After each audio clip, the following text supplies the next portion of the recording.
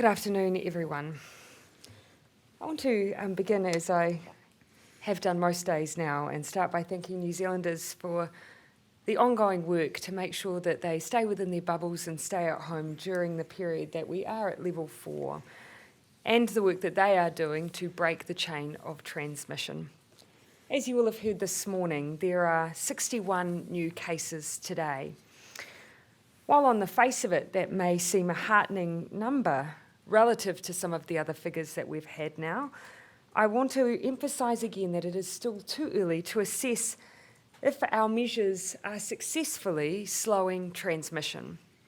Because COVID-19 takes a while to incubate, we could still see increases in our numbers in the days to come, off the back of transmission in the community prior to the lockdown that may yet be rearing its head in visible symptoms. If the virus is in the community in this way, present but not yet seen, then the worst thing we could do is be relaxed or too complacent and allow a silent spread. I think we only need to look at some of the clusters of cases that we have in our community to know just how quickly COVID-19 can spread if we weren't, for instance, currently at level 4. The schooling community of Marist in Auckland, the community of Matamata, if we weren't at level 4, we could see outbreaks that were far, far worse down the track. We also don't have a full picture of the extent of community transmission. That is why we have been so focused on increasing testing capacity, which over a period of time we've seen a 91% increase in that testing capacity and are working to continue to build that. It is why ultimately testing being so important to obviously our officials in the Ministry of Health as well. You'll have seen that technical advisory group yesterday changing the definition for testing to encourage more tests to be undertaken. We want to know as soon and as accurately as possible how widely spread COVID is in the community so we can be confident we have it back under control and that we can keep successfully stamping out cases as they arrive. So I'll repeat as I always do, stay at home. Only go out if you need to. When you do, stay local. Keep 2 metres apart from others. Stick only to your bubble and act like you have the virus. I continue to be very aware that this is a challenge unlike any other we have faced. But rest assured, if we continue as we are, continuing applying the rules, then that gives us the best hope of being able to move into different alert levels. Work carried on in the Beehive today with the Cabinet Business Committee meeting today, virtually of course. Earlier today, you may have seen from Ministers Jones, Twyford and Parker announcements on infrastructure. Industry leaders have been asked to find infrastructure projects that are ready to start as soon as the construction industry gears up again. The aim of this is to help reduce the economic impact of COVID by safeguarding jobs and businesses as much as possible. Projects from the private and public sector, including local government, that are shovel-ready or likely to be within 6 months, will be put before ministers. And I note that this is additional to the government's $12 billion New Zealand upgrade program and existing provincial growth fund infrastructure investments. We also announced that advance payments will be made to transport construction industry contractors to retain the workforce and ensure it is ready to quickly gear up to build these projects, which will be vital to New Zealand's COVID-19 economic recovery. To complement all of this, work is also underway looking at measures to speed up consents for the development and infrastructure projects during the recovery from COVID-19 to provide jobs and stimulate our economy. Minister Robertson is here if there are any further questions on any of those announcements today. I also have some information on the first day of the Price Watch service we announced yesterday. As at 9 a.m, around 990 emails. That does include some duplicates and unrelated messages, but that is the number that had been received as at 9 a.m. The most common complaint was, as previously advertised, the high price of cauliflower, with some emails quoting $13 each. But also prices of hand sanitizer, bread, meat, face masks and garlic also featured in complaints. I do want to say to people that we are taking these complaints seriously In some cases, it will simply be an issue of constrained change in supply, particularly when it comes to produce. But we are investigating complaints that are made because this is a time when we want to know that New Zealanders are being treated fairly. And that's what Price Watch is all about. The process for dealing with complaints is being worked through, and as I've said, will need to be fact-checked, and we will involve traders so that they obviously have a chance to respond to some of what's being raised. Again, though, I urge everyone, shop as normal and be kind to the supermarket workers who are there so that you can remain stocked up at home. Following up on some of the questions from yesterday on the government's recently announced $56 million support package for Māori communities and $27 million package for NGOs and community groups, today I want to give you just a few updates. The funding allocated to whānau ora commissioning agencies has been fully paid out, which has helped the agencies to coordinate 100,000 care packages, with over 11,000 delivered to date, aiming for 30,000 by the end of the week. And that's to help members of the community have access to products to ensure that they're able to meet some of the expectations during COVID-19 to keep themselves safe, particularly some of the guidelines being issued by the Ministry of Health. The investment has also helped to facilitate priority access to COVID-19 testing for vulnerable whānau, such as kaumātua, and help to address immediate needs such as providing food and clothing, access to isolation accommodation, and technology for educational needs. Te Pini Kokiri and the Ministry of Health are continuing to work with commissioning agencies to make sure that they are involved in the wider COVID-19 response. Of the package to support NGOs and community groups, nearly half has been allocated, that's roughly 12 million, to support essential family and sexual violence services. That includes one-off grants to the likes of Women's Refuge and other services to provide residential support to ensure women and children can move to safe accommodation or stay safe in their homes with the perpetrator removed, and an immediate $1 million boost to beef up the capacity for crisis and helpline services. Minister for Social Development, Carmel Sepuloni, will have more to say on that in the very near future. And finally today, I want to thank the people who everyone at home is becoming very familiar with as you watch our daily press conferences, and that is our sign language interpreters. I know Civil Defence Director Sarah Stewart-Black issued a thank you earlier today, and I want to reiterate that, and specifically to Ellen, Jen and Melissa, who you see quite frequently, although Ellen is not here at the moment, Wenda, Rosie and Angela as well, some of the phrases that you see frequently. About 4,000 to 5,000 New Zealanders are deaf and rely on New Zealand Sign Language as their first language. It is one of New Zealand's 3 official languages. And remember, their singular focus is to make sure as many New Zealanders as possible know what is going on, not just here in Parliament, but in New Zealand and around the country. And I know there's also much interpretation work going on alongside the huge increase in video conferencing as well. It is an exceptional feat and at a vital time when we need information to reach as many New Zealanders as possible. I know a few of our sign language interpreters have rightly gone viral, and I hope what will also go viral is our gratitude for the incredible role and important work that they do. So thank you. I'm happy to take questions. So why has the number of daily tests fallen off? Why did it fall off for a few days after last Wednesday? Yeah, so some of that will be, and I've asked the same question. So today, even though we've been providing the rolling average so that can give us a sense of our tracking over time, the 7-day rolling average for today is 1,843. But for today, it's 2,093 tests.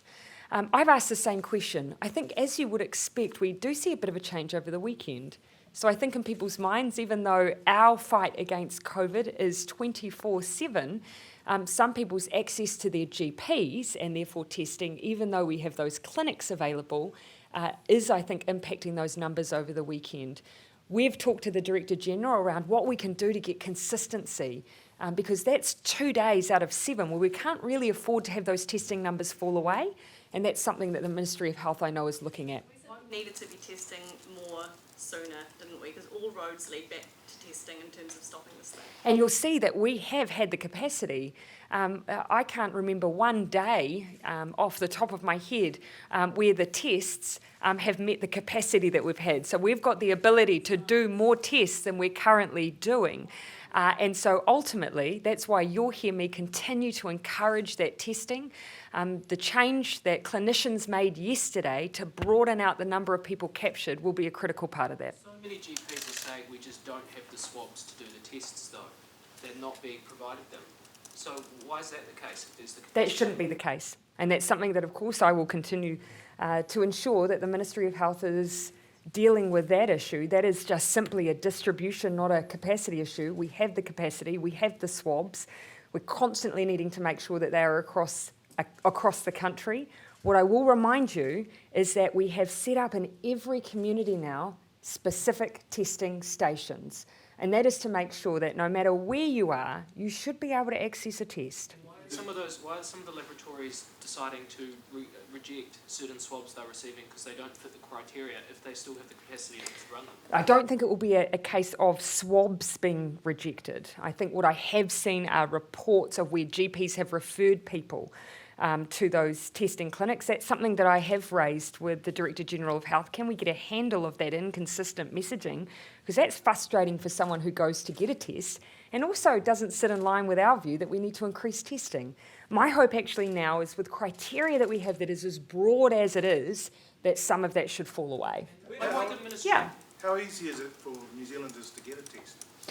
We should make it as easy as possible. That's why, for instance, you've got GPs who are saying, look, call ahead and we can make sure we can take a test from you safely. GPs have been really flexible. In some cases, they're doing it in their car parks. Others have set up specific facilities right adjacent to their clinics to make it as easy as going to your doctor. But in every community, we also, across DHBs, also have specific testing clinics. Provide us with a little bit of guidance on how we get from level 4 back down to what has been described as back to normal. Do we go straight from level 4 to level 1 or level 0, or do we have to go through 3, 2, then 1, or how does that work? Yeah. Obviously, we're talking about a short period of time in which we're going to have to build some confidence that we've got the virus back under control and that we have the ability from there to aggressively stamp out cases where we see them. We have to be prepared that we're going to have COVID in the global community for a number of months. So that means gearing up our system that whenever we see cases, we can stamp them out quickly. So getting back to level 1, would that require X amount of days with no new cases? And that's some of the specific detail that we're working with our scientists and public health officials to work through what are the criteria for getting right back down to that level. But of course, our aspiration, our goal right now is to be confident enough that we have got this virus back under control, that some of our public health measures of aggressive contact tracing and aggressive testing means that we can move back down to a lower alert level than we are now. The Director of Public Health today said that there was a lot of the Director of Public Health, not the Director General, correct? Said that there was a lot of uncertainty around the community transmission. Do you accept now that the testing criteria should have been loosened weeks ago? You will have heard me constantly and consistently say that clinicians needed to use their discretion, and that always existed, regardless of international travel, regardless of contact with anyone else who had COVID. They've always had the discretion to test if they believed they needed to. Now we have another change from the doctors, the clinicians again, that has broadened it out even further for absolute clarity. Regardless of that, why was that not done weeks ago? Again, the ability for someone to use their discretion has always existed. And I'd point out that, actually... I'm talking about the case definition. Ultimately, a case definition that's got discretion says that even if you don't meet that criteria, you can test. But you will have heard me consistently point to that discretion always existing. Derek, it's never been for me as a politician to determine who should be tested, but it's always been my message that we have built the capacity so that we have the ability for clinicians to test who they believe they need to test. Some within the Māori and Pacifica communities are concerned that people within their communities aren't being tested enough. What's being done about that? Well, ultimately, I see no reason why they shouldn't be. And again, at the moment, the number from within our Māori and Pasifika communities who have been affected by COVID-19 is relatively low, but we want to keep it that way. And so that does say, of course, that we need to make sure that testing, as with our wider community, is available. The numbers at the moment, 19 Pacific peoples, 46 Māori currently who have tested positive, but of course we need to make sure that, as with all our community, we've got adequate testing. And as you've heard, we have tried to target on those who might be most vulnerable, including kaumātua in that testing. Are those numbers misleading though, because they relate to a period of time where the testing was in relation to links with overseas travel, for example? But not alone, because of course that discretion always existed. What I can't give you is how many of those tested identified as being specifically on overseas travel, or whether or not they simply had respiratory issues and a fever. In the front. Prime Minister, you spoke about the $56 million for the Māori response to COVID-19. You spoke about the whānau ora money. I believe you said it's been fully paid out. Yes. What is the possibility of that money being topped up as we progress forward? Well, as you will have heard from my description, that even the work that they've got underway, they are still rolling out. And equally, the money that was put aside for the very specific health response for Māori is still in the early days as well. We've always said, where we see need, we will meet it. But at the moment, I haven't had anyone come to me and say, we've got unmet need that is unfunded. We've made the provision available. Now it's a matter of just getting that support out. The police need to step up their enforcement in the regions. Do you have Lance specific... Sullivan put out a live video today saying that it was basically business as usual in Northland. Again, I would say if you can give me some specific examples, then we would be happy to deal with that. I check in frequently with the police over whether they have all of the resources they need to do their job. They've consistently said they do. That they are in the process of still, when they're talking to people, educating, warning, and then they will enforce. And so that's been their approach. But if Dr. Sullivan wishes to bring some specific examples, I'm sure the local police, if he contacted them directly, they may not have been watching his Facebook Live. That would probably be a more efficient way of dealing with that complaint. So looking to the lockdown, are you satisfied with the degree of compliance?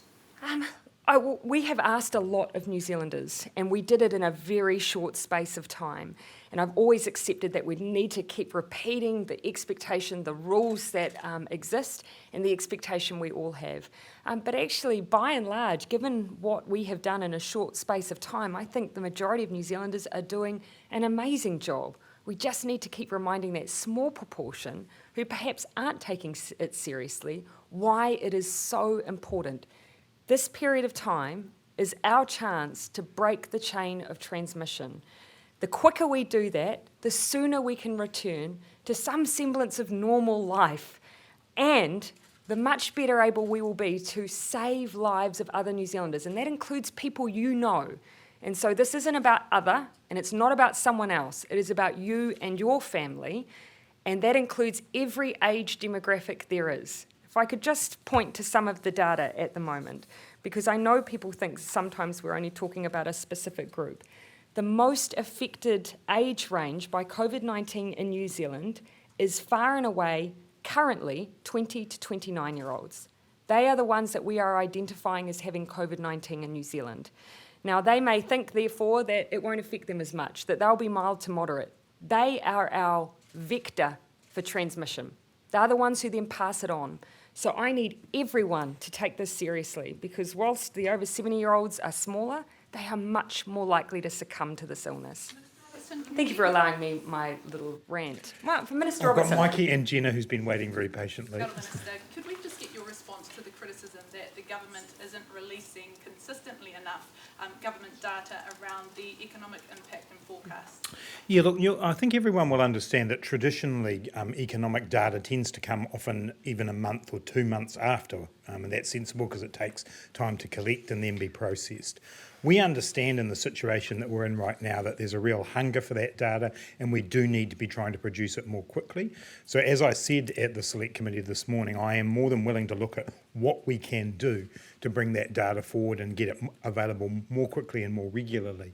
What I would say, though, is that there's a difference between the forecasts and projections that an economist who's maybe employed by a bank might do when they go on TV and the Treasury making those forecasts, because when the Treasury says it, it becomes effectively market moving. So we've got to make sure we're putting out the most robust data we possibly can, but I accept the point that in the age we're living in now, we need to make that more regular. Jenna. What is the worst case scenario that Treasury has given you in terms of unemployment?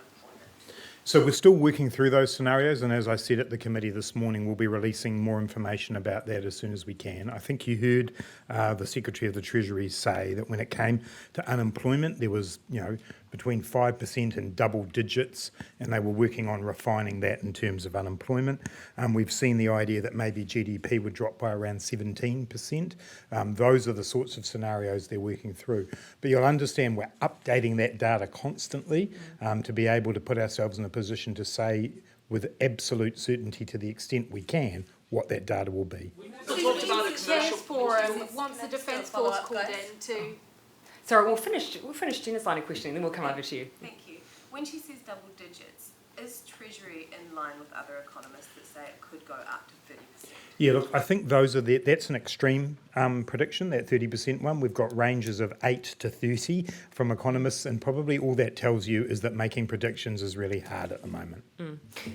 The iwi Chairs Forum wants the Defence Force called in to manage checkpoints on the East Coast. Are you open to that? As I understand, actually, my latest understanding is that Wally Homaha, our iwi liaison with the New Zealand Police, has been working closely with some of the communities on the East Coast. And so I've had no suggestion that that isn't an issue that isn't being able to be managed with the community on the ground and the police. Ultimately, when it comes to enforcement, the police have to date said, look, we're well resourced with the entirety of our frontline force able to support New Zealand while we're in level 4. But we've also left open to them, if they see the need to bring in extra support from the New Zealand Defence Force, they're able to do that. But they're the ones on the ground, they're the ones that see the need, so we're allowing them to make some of those judgment calls. Right in the back. Minister Robertson, this morning you were also talking about a sort of commercial rent relief package. Could you just give us a little bit more detail as to what that might look like? Well, we're in discussions at the moment with, among others, the Property Council around that, along with commercial landlords, tenants and businesses. What we want to do is make sure that there's nothing in the way of the good arrangements that are being made currently between landlords and tenants, where I think people are making sensible decisions in a lot of cases. But where we are seeing gaps, we want to be able to address that. Clearly, we've already moved around residential rents in terms of freezing increases and looking at stopping evictions.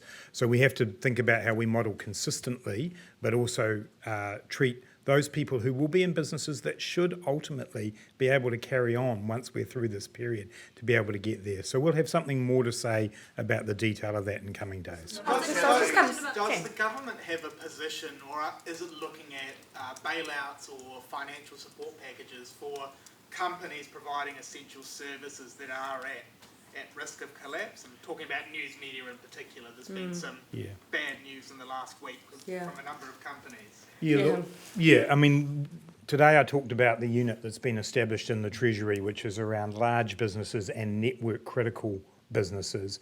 That's bringing in outside expert advice from the commercial sector around what kind of things the government could do. So that could range from anything from loans through to potential equity purchases and so on as well. We're acutely aware that those network critical businesses and sectors like aviation or tourism, we can see where the impacts are. In a lot of other areas, the large businesses are fine. If you think about supermarkets in themselves, telecommunications providers, for example. The media is an area where that sits within, I think, a broader set of recovery packages that we're going to be working on over the medium term. It's very important we continue to have media in New Zealand that represents a broad range of voices. Clearly, this is a hugely challenging period for the media sector, which was already under pressure before we got into the situation. So we'll work our way through what that might look like, but that unit that's been established inside the Treasury is designed to look at network critical businesses and what we may need to do in the event that they get under stress. Can I ask a couple of questions on behalf of other colleagues? Veggie growers are throwing away stock and can't plant anything for next season. Will you consider allowing veggie growers to open as essential services? And again, I mean, ultimately, we haven't reduced demand. If anything else, you would have seen that consumers are out there purchasing often over and above what would be their normal shops. And so what we need is to make sure that we've got that supply chain for those producers flowing through to those networks. So if they're in that position, no one wants to see produce wasted. Please contact the Ministry for Primary Industries. Let us know if that's an issue. We don't want to see food go to waste, not when there's so much need and not when there is still demand. Repatriation flights, what's your advice to those who got to airports ahead of planned Mercy flights and now have nowhere to stay and no money? Again, as I've said before, we have identified where there is still accommodation available. And so those lists of accommodation is available. So I'd reach out locally and you should be able to find through our local civil defence unit teams, they have lists of available accommodation. I expect to be giving more information on repatriation and helping foreign nationals exit tomorrow. Sorry, was there an error made in deciding German woman Helena Chmielewski with a Kiwi partner couldn't board a plane back to New Zealand from Samoa on March the 26th? Yes, I understand that MFAT are just working through that issue now. The issue with, of course, flights out of Samoa, that if an error was made, that would have usually been resolved because flights out of the Pacific had been continuing, but Samoa has shut its airport. So that obviously poses an issue there. Samoa is amongst a range of countries where we need to just have a look at how many New Zealanders we currently may have stuck there and work through how we support them to get out. Sheraton is the only place that secured them accommodation amid the crisis. Is anything further being done to offer them support? Yeah, I do want to look at how many we have currently in Samoa because I imagine they won't be the only one, even though they have some specific circumstances that led to them still being in Samoa. But as I say, their airport has been closed for traffic both ways. So it means getting New Zealanders out has been an issue, and I know there is more than one person stuck there. So that's something that MFAT's still working through. Does the government last couple of questions. Does the government have a list of infrastructure projects, and if so, what are they? That's the list that's been compiled, so that's exactly the work that's underway. Mark Binns, who's the chair of the Crown Infrastructure Partners organisation, is leading the work with Ministers Jones and Twyford, hoovering up ideas from the private sector, from local government, from government agencies that we can look at as we move into a recovery phase to bring forward. As the Prime Minister said, that's on top of what we're already doing with our $12 billion infrastructure package, and I can assure you there's been no shortage of ideas emerging even just since this morning. Can I ask you about clusters? Is the government going to commit to giving the public some detail around where clusters are happening? After yesterday accidentally revealing the family names, the website now doesn't even name the rest home where the COVID cluster is. So look, obviously we don't want to go into a level of detail where we're giving away people's private information. But you will have seen that we have been providing actually a reasonable degree of information about where we have those clusters. At the moment, the Ministry of Health is just making doubly sure that they're not putting out identifiable information. But we will continue to provide as much as we can. How likely is it that we will see random testing within the community? So what we're working on at the moment, you would have heard our Head of Public Health talking about this today, I believe, that where we, for instance, have areas in our across the country within DHBs where testing has been low, making sure that we have enough data and enough information to really make a clear judgment that we actually don't have community transmission there and that we might be in a position, for instance, to change the alert levels for those different regions. To make those calls, we need to make sure we have enough tests. So they're working through how do we do that if to date we haven't had much testing because there haven't been many cases. People arriving from overseas and then going into self-isolation if they have a suitable plan. I wouldn't call it high trust, but yes. The high trust model is the committee yesterday anyway. Why are we not quarantining those people? And David Clark also talked about active conversations about these apps to track people in those situations that have been used in other countries overseas. Are we looking at that? Other countries have used things like that. Other countries have used systems that we say for our correction system. So there is a range of models internationally. What I first and foremost would say is that actually we have had people self-isolating in New Zealand since the beginning of February, successfully. And it has been successful, and you can see that actually from where we are now, the fact that we had over 10,000 people come back and self-isolate. So that has worked, and the vast majority of New Zealanders are doing what they're asked to do. What we're doing at the border, though, is not just a high-trust model. We are screening people. Over 1,000 now are being held in what we call approved accommodation. So they're essentially being quarantined because they don't have an adequate self-isolation plan. We also have some who are strictly in quarantine because they're symptomatic. So we have really stepped up what's happening at the border. There are still some people who are going home, and we are checking also on people who are self-isolating who've returned from overseas, and the police are part of that, and so is Immigration New Zealand. I'll just come to the last two questions. Do you know, and then down the back. Company that is asking employees to clear all outstanding leave, and if they don't agree to that, then the company will look at using the Holidays Act to require them to. So it's very clear, you cannot compel somebody to take leave in order to get the wage subsidy scheme. What the law allows for as a minimum is 14 days notice to ask somebody to take annual leave. That is the law as it stands today. Obviously, our preference is for people to get the wage subsidy scheme and get it as soon as possible, but people cannot be compelled to take annual leave so that they can get access to that scheme. Okay, down the back. Prime Minister, just in terms of using Zoom, an IT security expert has raised concerns due to international reports suggesting that Zoom doesn't provide full end-to-end encryption. Are you, or is anyone looking into this, given the fact that they are being used for cabinet meetings? Yes, so we've already received advice that there are certain pieces of information, certain agenda items that we just will not discuss on Zoom. And that's because Zoom really, in our equivalent system, covers us up to restricted level, but nothing above that. So we are acting cautiously. There are some items that we won't take on our agenda, in line with the advice that we've had from officials in New Zealand. Ultimately, also, we're acting cautiously on distribution of details for calls, and so on. And passwords as and well. Passwords. Can you share if that's okay? Last one, yeah, go ahead. In Southland, the DHB has the highest confirmed counts in the country. They want to know what you think about this, and will extra resources be sent there, considering so many of the hospital staff have now been required to be tested? Yeah, so in Southern we have currently one stable on ward, but we do have a number of cases, that is correct. This is something we were just looking at today, and again it demonstrates the impact of what happens if we have outbreak. So we've got a small handful of events, from memory a conference, a wedding, and that has led to a proliferation of cases. So again, that demonstrates why being in level 4 helps us to get that under control for where we have outbreaks like that in the community. What we are looking at, though, is the capacity in Southern. Of course, we have had an impact on Queenstown, for instance, so we're looking at whether or not, if we have too many cases down there and they may eventually need hospital care, have we got the capacity? Do people need to be moved around?